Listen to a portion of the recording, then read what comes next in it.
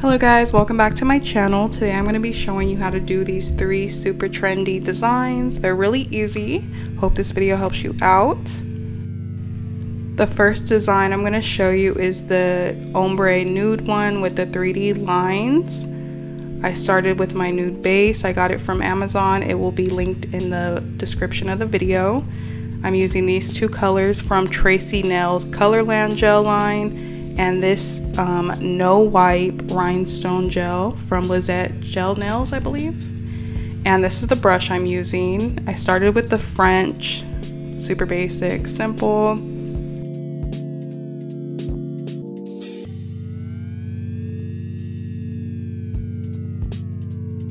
After I did the Frenchie, I cure it for 60 seconds. And then we're gonna do the ombre. I did it with an airbrush. I just mixed acetone and gel polish. I only put a little bit because I was only making 1 nail for this video. And I'm gonna be showing you in real time how long the ombre is. It's really quick. So here I am just moving the nail from side to side to make sure it sprays evenly around the nail.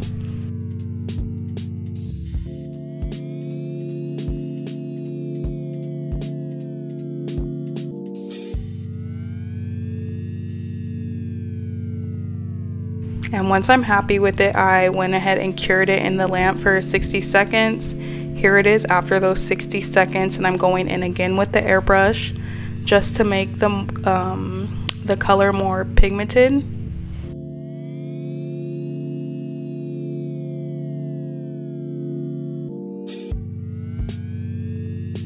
After I cured it again for another 60 seconds, I go ahead and top coat it. I'm using the top coat from Coupa.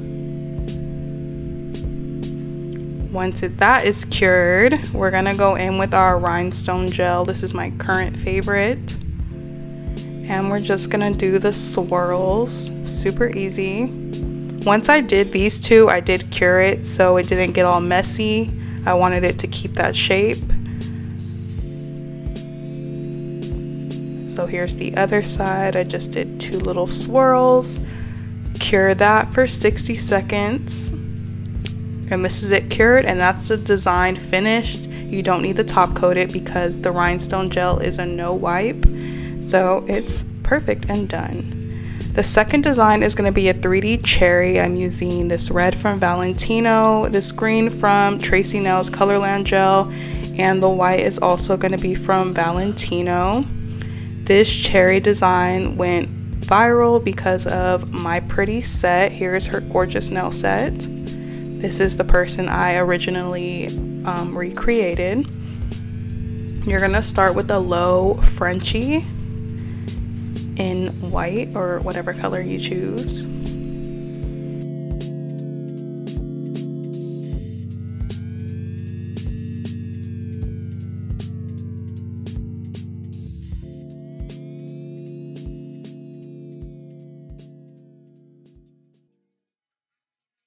After we draw our Frenchie out and we cure that for 60 seconds, so I'm going to be using this dotting tool. It's my favorite. I got it from Amazon. We're going to start with the stem. I do a dot, and I did the dot instead of just a line because I felt like it gave it more of a stem look that a cherry has instead of just a simple green line. I felt like it gave it more, like, I don't know, detail.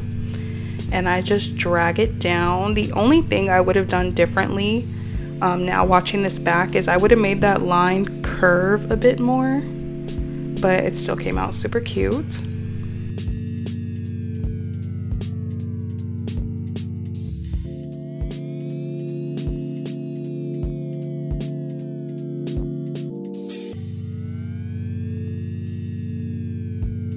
And once I get it to look exactly how I want, we're gonna go and do the cherry with that same dotting tool. I just did 2 circles right next to each other. So I did 1,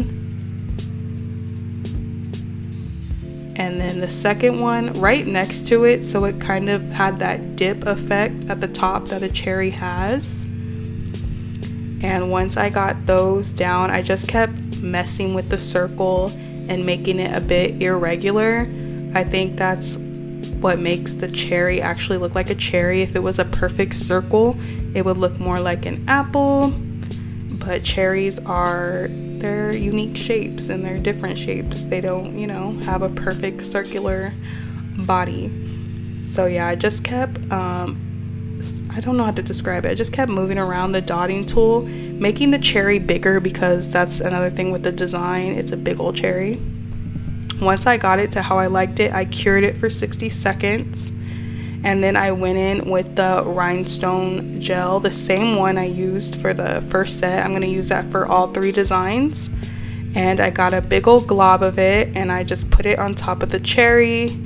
I was twirling it around so that I could get the dotting tool I was using out of it. And here I am just moving it around to level it out. It does have to kind of level it out. And yeah, I'm just gonna keep moving it until I'm happy with it. And I did flash cure it real fast to keep that shape. And after that 30 seconds, I did put it in my lamp for another 60 seconds to fully cure. And here I am top coating it. That design is done. If you hear anything in the background, my 5-year-old is sitting right next to me while I film this, so that's just him. For this third design, I'm going to be using this foil. I got this for free when I ordered from a nail company back in 2020. So I don't know where you could get it. I'm sure it's on Amazon. And we're going to just put that on our nail. This white shade I used is from Amazon. And it's not top coated, so it is kind of sticky. It has like that sticky layer that you have on gel. I just pushed the foil on top of it and then rubbed it with the cuticle pusher or your finger if you want. And then I took that same rhinestone gel and a dotting tool, and I'm just dragging a layer of the rhinestone gel around that piece of foil until it's just a circle around it and you don't see the edges.